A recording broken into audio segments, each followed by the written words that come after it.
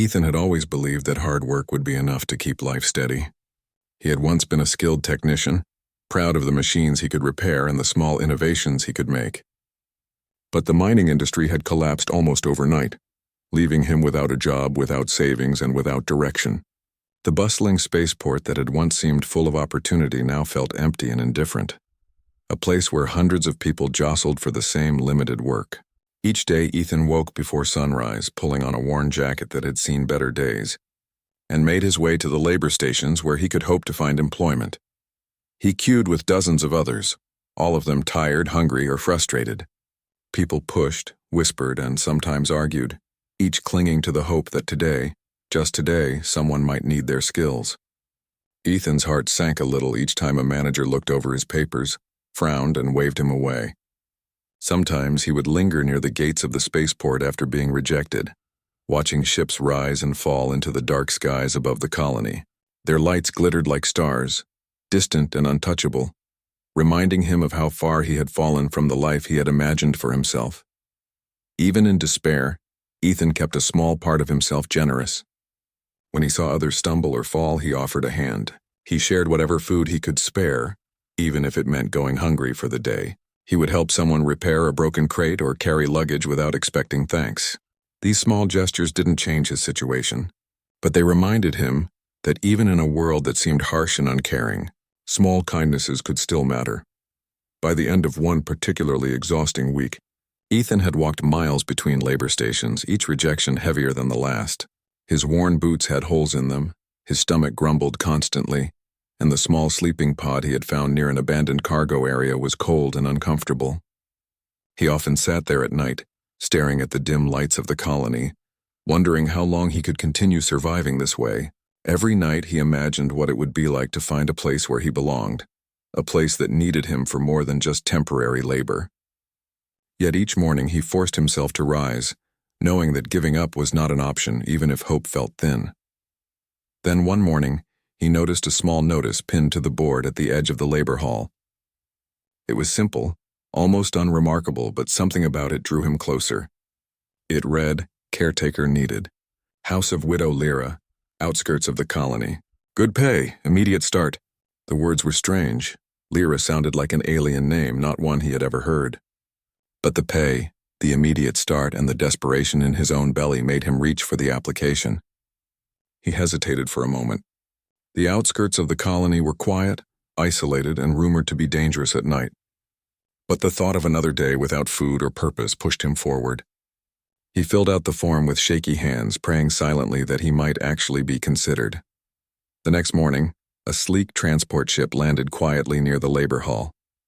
Ethan blinked in surprise when a small team approached him, confirming that he had been selected. The world felt surreal as he climbed aboard, leaving behind the crowded streets and the stench of the docks. The transport glided through the skies effortlessly, the colony shrinking below him as he rose toward the outskirts. The journey was quiet, almost eerily so, and Ethan spent the time imagining what he might find. He wondered if the widow was truly alone, if the house was safe, or if he had walked into some strange trap. His heart raced with both excitement and fear.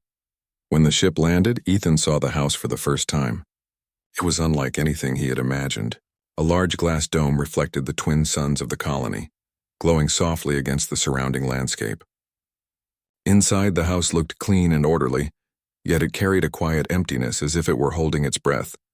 Surrounding the house were strange glowing plants that shifted gently in the breeze. Ethan could see figures moving behind the windows, 3 children, their eyes wide and curious.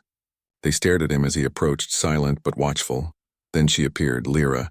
She was tall, elegant, and otherworldly, her silver eyes meeting his with a mixture of curiosity, sorrow, and strength.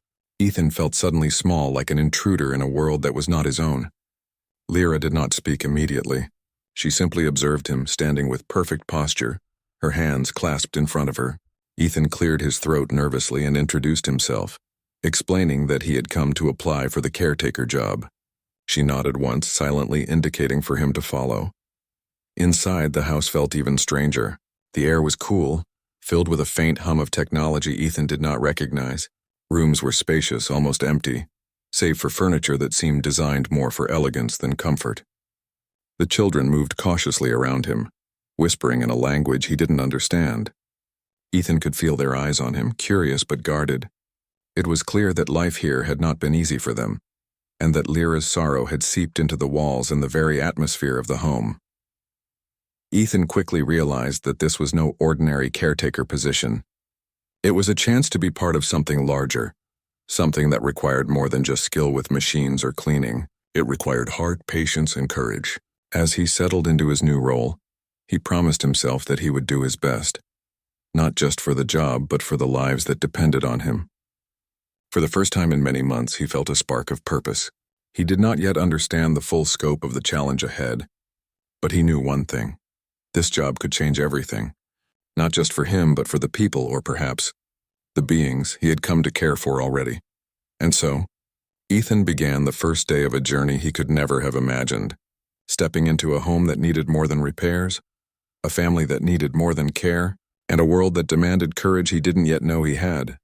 Ethan spent his first few days learning the rhythms of the house, discovering that it was far more than just walls and furniture. Every corner held a quiet story, and every object seemed placed with care. He noticed the subtle hum of hidden machines, systems he had never seen before, silently keeping the house alive and protected. The children stayed close to Lyra at first, peeking at him from behind her long robes, their large eyes filled with curiosity and caution.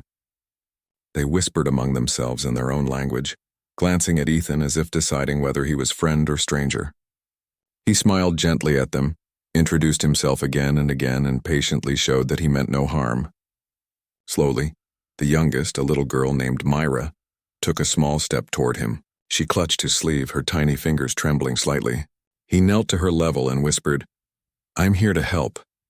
And she looked at him for a long moment before nodding, almost imperceptibly. The other children were more cautious. Cale, the eldest, seemed to measure Ethan silently, his expression unreadable. The middle child, Taryn, hovered somewhere between fear and fascination. Ethan realized that this house had been too quiet for too long. Lyra's grief had cast a shadow, and the children had learned to live within it. There were no games, no laughter, no careless chatter. Every sound they made was measured, every action cautious. He understood that winning their trust would not be simple.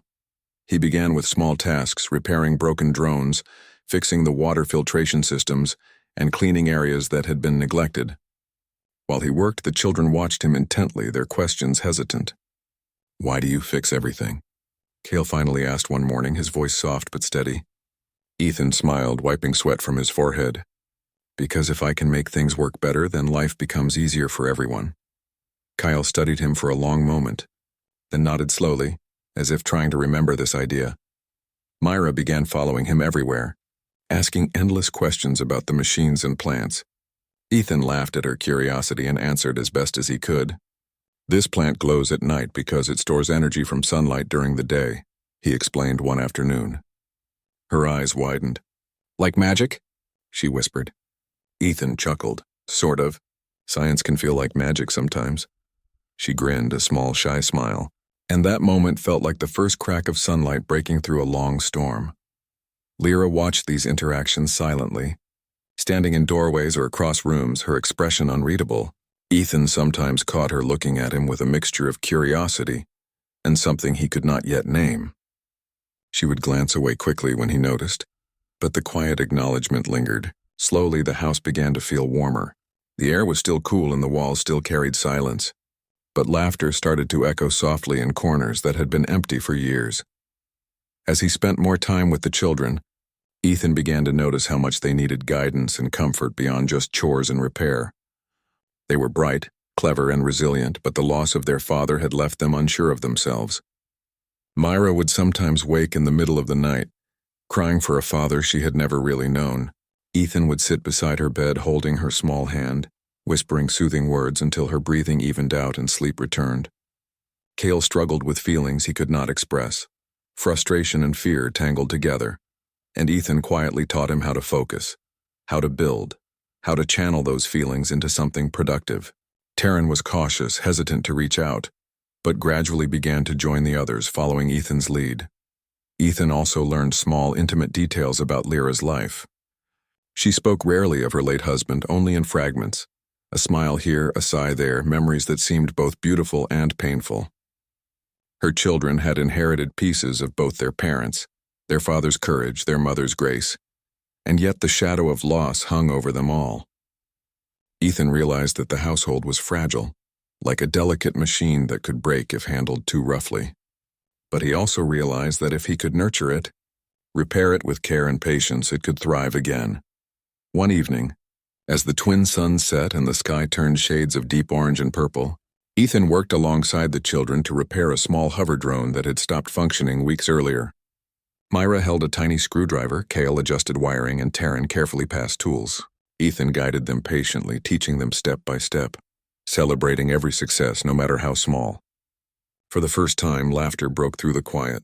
It was soft at first, hesitant, but it grew stronger, filling the corners of the house.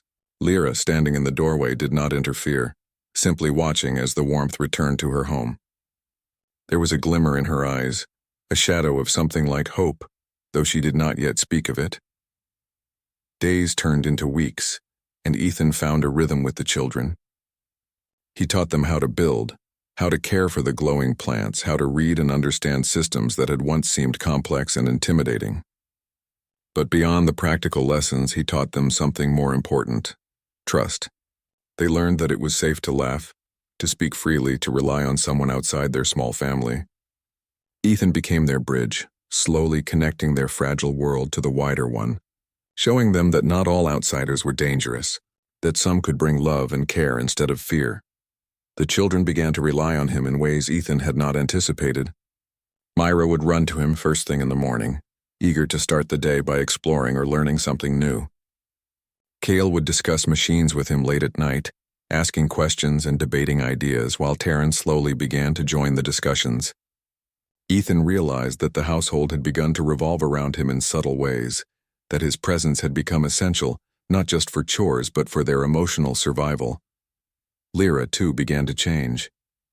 She spoke a little more, shared small details of her day, and occasionally even laughed quietly when Ethan made a joke. She trusted him enough to leave him alone with the children while she attended to other matters, a silent acknowledgement of the bond he was forming. Though she never said it, Ethan sensed that she saw him as more than a caretaker. He was someone who brought light into their home, someone who gave stability and warmth where there had been sorrow and fear. Ethan sometimes reflected on his life before this job, wondering how he had drifted from one failure to the next. He realized that despite the hardship, he had found a place where he could truly make a difference. The house that had once seemed lonely and cold was slowly becoming alive again. The children's laughter, their questions, their small acts of trust, all of it reminded him why he had kept going, why he had refused to give up. And as the days continued, he began to feel a bond forming not just with the children, but with Lyra herself. Every evening, as he prepared the house for the night, checking systems and making sure the children were safe, Ethan would sit quietly, watching the small family around him. The house felt less empty now, and though Lyra's grief was still present, it seemed lighter somehow, softened by the steady presence of someone who cared. The children, who had once been silent and cautious, were beginning to smile, beginning to feel safe again. And Ethan realized that this was more than a job. It was a chance to be part of something meaningful, to protect, to teach, and perhaps even to heal a family broken by loss. For the first time in months, Ethan went to sleep feeling a quiet satisfaction, a sense of purpose he had not felt in a long time. The house no longer seemed strange or intimidating. It felt like home, and in the soft glowing light of the alien plants he could sense that change was happening, not just for him, but for all of them. Life in the widow's house was not easy, and there would be challenges ahead, but for the first time Ethan felt that he had a reason to face them, a reason to stay, and perhaps a reason to hope. Ethan had begun to feel at home in the widow's house, surrounded by the children's growing laughter and Lyra's quiet presence. Yet there was a tension lingering beneath the surface that he could not ignore. One evening, while repairing a small hover drone in the main room, a sudden bright light swept across the house from outside. Ethan froze, the hum of the drone cutting off abruptly. He rushed to the window and saw a ship hovering above the property. Its light scanned the ground, intense and unyielding, as though searching for something specific. The air grew thick with tension, and even the children, who had grown more trusting, instinctively huddled close to Lyra. Lyra's reaction was immediate and sharp. She moved quickly, ushering the children inside and locking the reinforced gates with a speed that surprised Ethan. Her eyes, usually so calm and measured, were filled with panic and urgency. Ethan realized for the first time that the danger surrounding this family was not a story, not a rumor, but a reality. He had been naive to assume that the house's isolation meant safety. There were people or beings who wanted to harm them, and they had found them now. As the ship hovered above, Lyra explained in fragments what had happened in her past, and Ethan began to understand the gravity of the situation. Her husband had been a general on her home planet, a leader in a war that had destroyed everything they had known. He had died protecting her and their people, leaving her and the children vulnerable. The enemies had been relentless, hunting the survivors across galaxies to erase any trace of her family's lineage. She spoke quietly in broken sentences, as though speaking too loudly might summon the danger back. Ethan listened intently, realizing that the family he had begun to care for was not just isolated or lonely. They were targets, constantly at risk from forces far beyond their small home. Ethan refused to leave. Even when Lyra looked at him with worry and hesitation, he understood the stakes, and despite fear rising in his chest, he felt an undeniable sense of duty. He moved quickly, reinforcing the house's security systems, repairing the drones and adjusting the energy shields with whatever tools and parts were available. His hands moved with the precision and calm that had once defined his work as a technician, but now every motion carried the weight of protection, of survival. The children watched silently, sensing the urgency, while Ethan's presence became a shield in itself, a reassurance that someone was fighting for them. Night fell, but Ethan stayed alert, monitoring every system, every light, every faint sound outside the house. The ship did not attack immediately. It simply hovered, scanning, searching, a constant reminder that the threat was near and real. He could hear the children's soft breathing as they slept, still clinging to the presence of the one person they had come to trust completely. Myra's small hand clutched his sleeve in her sleep. Kale's brow was furrowed even in rest, and Taryn's quiet movements were careful, almost fearful. Ethan realized that this night, like many nights to come, would require him to be more than a caretaker.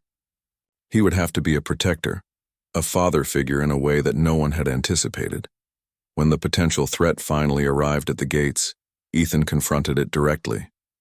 He moved with confidence, using his knowledge of the house's systems to block entry, activate defenses, and protect the children. The attackers were relentless, but Ethan's resolve was stronger. Every skill he had learned as a technician, every moment of patience and problem-solving, became a weapon in this desperate situation. He maneuvered drones to intercept intruders, rerouted energy barriers to block access points, and stayed calm even as fear threatened to overwhelm him.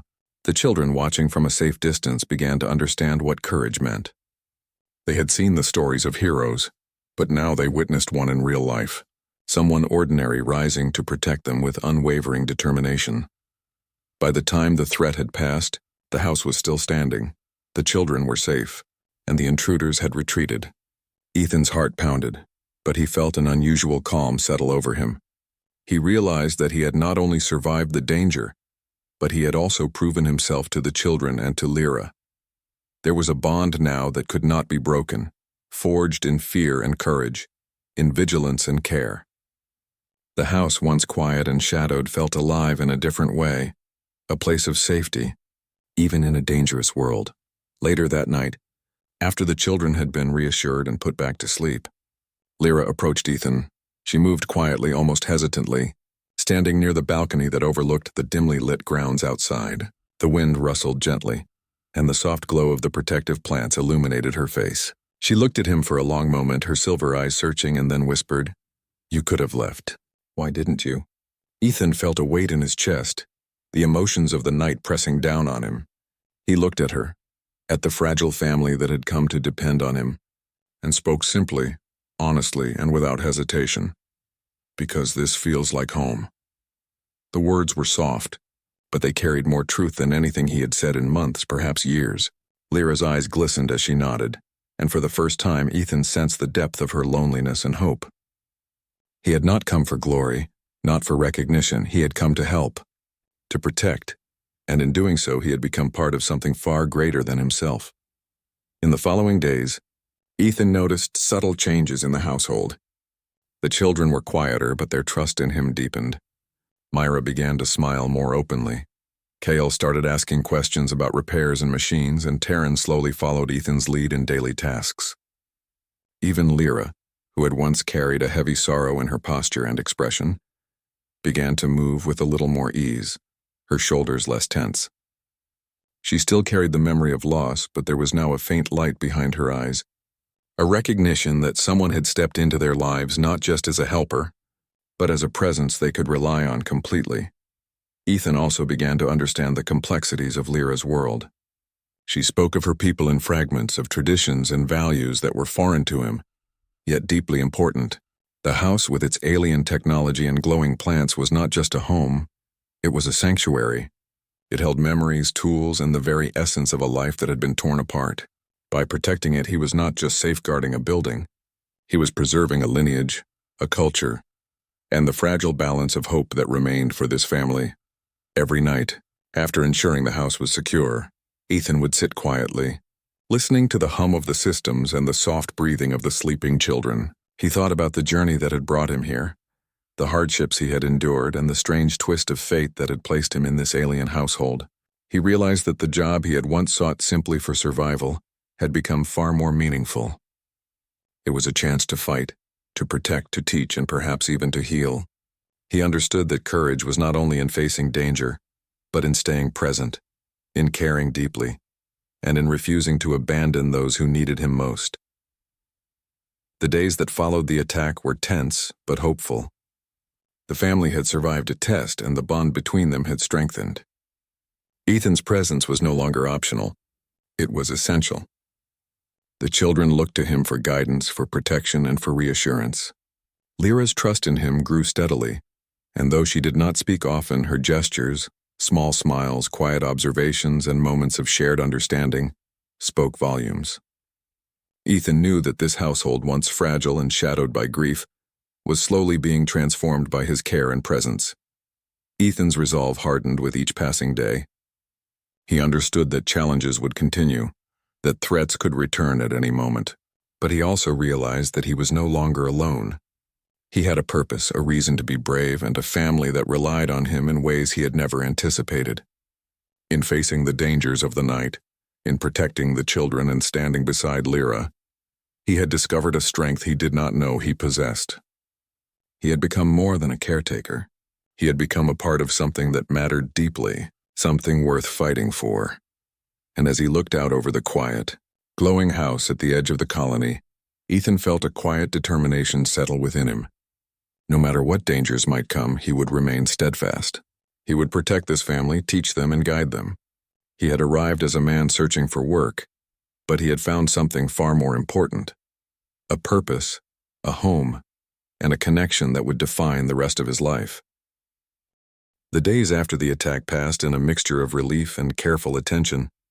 Ethan settled into a rhythm that felt both familiar and new. He woke before sunrise, checking the house's defenses, inspecting the drones, and making sure that the glowing plants and energy systems were functioning correctly. The children followed him quietly, no longer timid but eager to help and learn. Myra often ran ahead, carrying tools or small containers, while Kale stayed close, listening intently to Ethan's instructions, absorbing every detail like a student determined to understand something important. Taryn was slower to warm up, but each day he contributed more, gaining confidence under Ethan's guidance.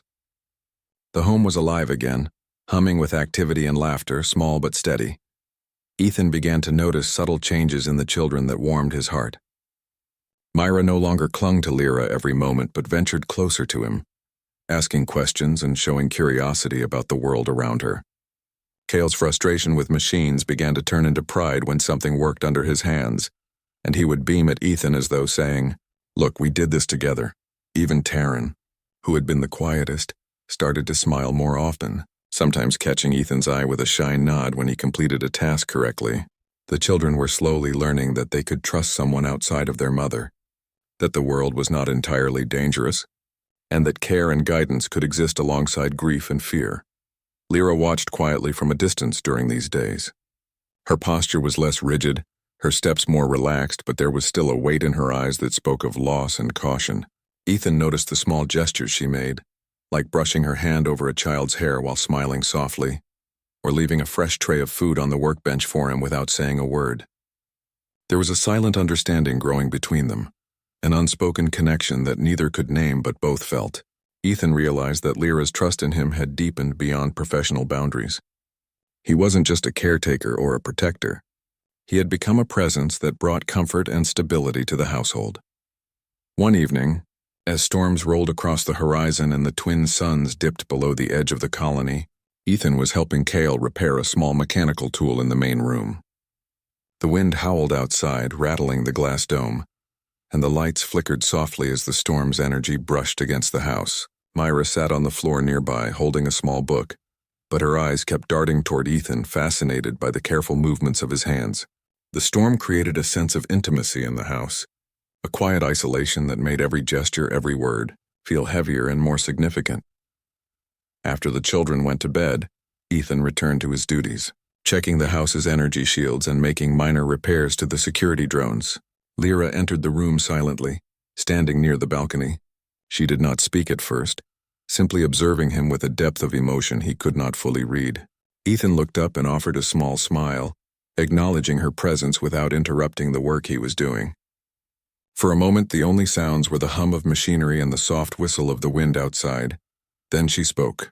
Her voice was low and almost trembling, carrying an honesty that startled him. "Stay. My children need a father." The words hung in the air, delicate yet heavy with meaning. Ethan paused, his hand stilling on the tools. He turned slowly to face her, trying to comprehend the weight behind the statement. It was not just a request. It was a plea, an expression of loneliness and an acknowledgement that the family needed more than protection or guidance. They needed someone willing to love and nurture them, someone who could step into a role that had been painfully absent. Ethan's chest tightened as he processed her words. He realized that this moment was pivotal, not just for him, but for the entire household. He had come seeking work, seeking a purpose, yet he had found something far greater, a family in need of care, stability, and love. He felt a surge of emotion he had not experienced in years, a mixture of responsibility, hope, and an unexpected connection to the people before him. For a long moment, they simply looked at each other, the storm outside echoing the intensity of the moment inside. Finally, he spoke softly with certainty. "I will stay." His words were simple, but they carried everything he had come to understand about himself, about the family, and about the life that was beginning to form around him. Lyra's eyes glistened and a small, almost imperceptible smile curved her lips. The tension that had lingered in her shoulders seemed to ease, replaced by a fragile relief. Ethan felt a quiet warmth spread through him, a recognition that he had made a choice that would change their lives forever. In the days that followed, the household shifted in subtle but profound ways. Ethan's role expanded naturally, not because it was expected, but because it had become essential. He helped with meals, guided the children in their learning, and shared quiet moments with Lyra that deepened their bond. Myra would run to him in the mornings, eager to start the day with small projects or lessons. Kale sought his advice on more complex repairs, proudly showing his accomplishments. Taryn began to open up more, asking questions and participating actively. The home, once quiet and shadowed by grief, now thrummed with activity, trust, and a sense of belonging. Lyra also began to share more of herself. She spoke of memories she had kept locked away, small stories of her life before the war, of moments with her husband and the early days of her children's lives. Ethan listened patiently, never interrupting, never judging, simply absorbing her stories and offering support. In turn, she listened to him as he shared fragments of his life before the colony, his struggles and his small victories along the way. A quiet companionship developed between them, built on mutual respect, shared responsibility, and an unspoken understanding of each other's vulnerabilities. Ethan noticed that the children's laughter had become more frequent and genuine. They played games, repaired drones together, and sometimes simply sat around the glowing plants, sharing stories or asking questions about the world beyond the house. The atmosphere was lighter, infused with hope, yet tempered with the awareness that danger could return at any time. Even so, The family had found stability in the midst of uncertainty, a fragile but undeniable warmth that Ethan helped to cultivate. One evening, as the sun set and the sky painted itself in shades of orange and purple, Ethan sat beside Lyra on the balcony. The children were inside, quietly preparing for bed, their voices soft and content. The house glowed gently, bathed in the light of the protective plants and the fading sun. Ethan and Lyra shared a quiet moment, not speaking, simply existing together in a sense of peace and understanding. The bond between them was no longer new. It had deepened into something solid, something that could endure challenges and uncertainties. The realization hit Ethan that this was not just a household he was maintaining, it was a family he was part of. The children looked to him for guidance, protection, and affection, while Lyra had placed her trust in him, acknowledging that he was capable of providing what she and her children needed most. He had come seeking work, yet he had found purpose, connection, and a life that held meaning far beyond anything he had imagined. As night settled over the house, Ethan felt a profound sense of belonging. The home was no longer a place of shadows and grief. It had become a sanctuary, a space where trust, care, and love could grow. He understood that challenges would continue, that the dangers from Lyra's past could resurface, but he also knew that he would face them alongside the people who had become his family. His presence was no longer optional, it was essential, a pillar of strength and stability. In the quiet hours, as the children slept and the house hummed with life, Ethan reflected on the journey that had brought him here. He had arrived as a man searching for a job, uncertain and weary, yet he had become something far more significant, a protector, a mentor, and a family member. Lyra's simple words, whispered in trust and need, had transformed his life, giving him a sense of purpose and connection that he had never known. He realized that staying was not just a choice. It was a commitment, a promise to nurture, guide, and protect this fragile but growing family. And in that moment, Ethan understood that life had given him more than he had ever expected. The household, once lonely and silent, had blossomed under his care. The children laughed, learned, and thrived, while Lyra's heart, still scarred by loss, began to feel lighter, steadier, and more hopeful. And though the future remained uncertain, Ethan knew that together they could face whatever challenges came their way. He had come seeking work, but he had found a home, a family, and a life worth staying for. Years passed quietly in the widow's house, and with each passing day the family grew stronger, closer, and more confident in themselves. Ethan had fully settled into his role, no longer just the caretaker or protector, but a father figure who was part of the rhythm of the household. Each morning, he woke before the suns rose to check the energy shields and security systems, making minor repairs and adjustments to ensure the house and its inhabitants remained safe. The children had grown under his care, their personalities emerging vividly. Myra, now taller and more independent, still ran to him in the mornings, but she was confident and curious, asking questions not just about repairs but about the wider world. Kale had become thoughtful and precise, sometimes debating engineering ideas with Ethan, while Taryn, once shy and hesitant, now moved with quiet confidence, contributing ideas and solving problems with care and pride. The household was alive with activity and laughter, a stark contrast to the quiet and sorrow that had once filled the rooms. The children's laughter had become frequent and spontaneous, echoing through the halls and filling the spaces that had once seemed lonely and cold. They played together, sometimes in playful competitions fixing drones or learning to tend the glowing plants, sometimes simply exploring corners of the house or inventing small gadgets. Ethan watched them with quiet pride, realizing that the seeds of trust, guidance, and love he had planted had grown strong roots. Lyra, though still graceful and reserved, smiled more often and spoke freely about small matters, no longer weighed down by constant worry. She trusted Ethan fully, not just with the children, but with her home, her routines, and her memories. Ethan had also become an integral part of the children's education.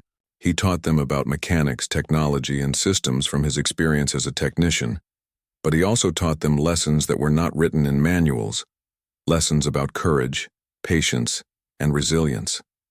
They learned to face challenges calmly, to think carefully before acting, and to rely on each other for support.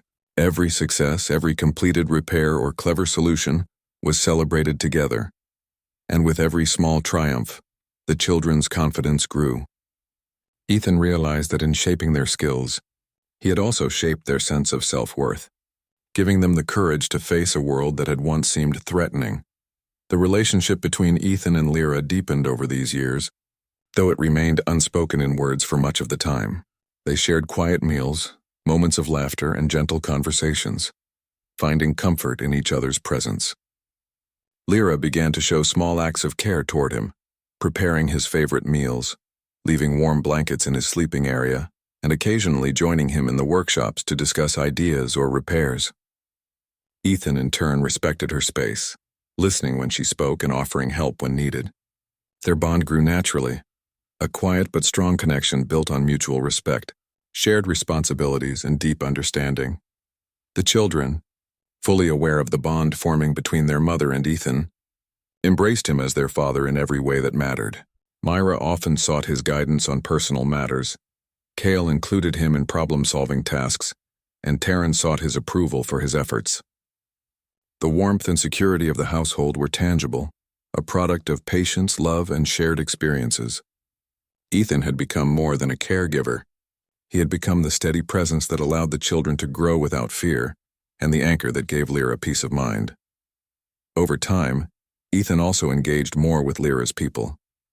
Though they had been scattered and cautious due to the war and previous losses, stories of Ethan's courage, loyalty, and dedication reached them. Some visited the colony, observing the family from a distance, and eventually, one by one, they approached with curiosity and respect. They saw how Ethan had helped rebuild not just the household, but the lives of the children, and they recognized him as someone worthy of trust and inclusion. Lyra, who had always carried the weight of her people's judgment, found relief in their approval of Ethan, a silent acknowledgement that he had become part of their circle and could be trusted to protect and care for the family. Life in the widow's house became a balance of joy, learning, and occasional vigilance. Ethan never forgot the dangers that had once threatened them, but those days became less frequent as he strengthened the home's defenses and ensured the family's safety. The house had transformed into a sanctuary, not just a physical space, but an emotional one. It became a place where trust, love, and connection flourished alongside technology and systems. A home where the children felt free to laugh, learn, and explore, while Lyra felt safe enough to let her heart open again. Ethan also took time to reflect on his own journey. He remembered the days when he had wandered from labor station to labor station, rejected and unsure of what the future held. He thought about the cold nights in the abandoned cargo pod, the hunger, the fear, and the hopelessness. Now he was part of something greater, a family that relied on him, children who looked up to him, and a woman who had allowed him to share her life. He realized that what had started as a search for a job had transformed into a life rich with meaning, responsibility, and love. The struggle had not ended, but it had led him to a place where he belonged. Evenings in the house became moments of connection. The children would gather around the glowing plants or in the main room, sharing stories, asking questions, and laughing freely. Lyra would join them, contributing quietly but warmly to the conversations, while Ethan guided the discussions, answered questions, and offered gentle corrections when necessary. These evenings became rituals, symbols of the family's unity, and proof that healing and growth were possible even after loss and hardship. The bond between Ethan and Lyra subtly shifted over time. There were moments when they exchanged glances filled with understanding and gratitude, shared touches that spoke of trust and care, and silent acknowledgments that they were partners in raising the children and maintaining the household. Their relationship was built on the quiet certainty of shared purpose rather than grand declarations, and that consistency made it unbreakable. They found comfort in each other's presence, knowing that together they could face challenges, celebrate successes, and nurture the family they had created. As the children matured, they began to take more responsibility for the household's upkeep and for their own learning. They built small machines, repaired drones, tended the plants, and helped maintain the security systems. Ethan guided them patiently, encouraging independence while offering support, ensuring that they could function confidently without his constant intervention. The sense of accomplishment and self-reliance strengthened their confidence and further cemented the bond they had with him. Ethan watched them grow with pride, knowing that they were learning not just skills but values, courage, patience, resilience, and compassion. He saw their personalities emerge fully, their strengths and weaknesses acknowledged and nurtured. The children were no longer the cautious, fearful beings who had watched him warily in the first days. They were thriving, capable, and secure in the knowledge that they were loved and protected. The household became a symbol of hope, a story that quietly spread across the colony. Travelers passing through would sometimes see Ethan teaching the children to repair devices or guiding them in playful games, while Lyra watched from the porch.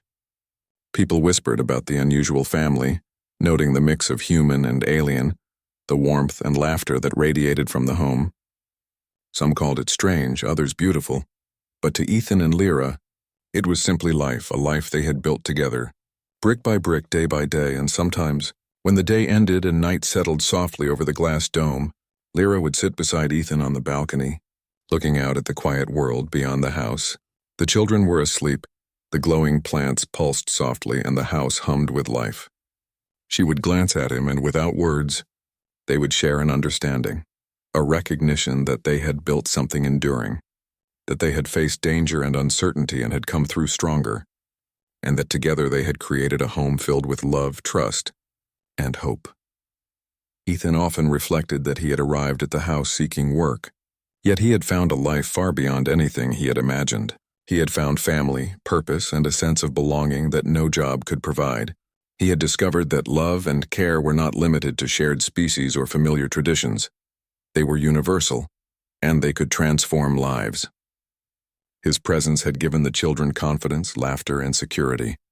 It had given Lyra peace, support, and hope, and it had given him a reason to rise each day with purpose and joy. In those quiet moments, Ethan understood the true meaning of family. Not simply blood or lineage, but commitment, care, and shared life. He had become a father, a protector, a teacher, and a partner. Together they had rebuilt the household, restored trust and happiness to the children, and created a sanctuary of safety and love. No matter what the future held, he knew that they would face it together, united by bonds forged in hardship, courage, and care.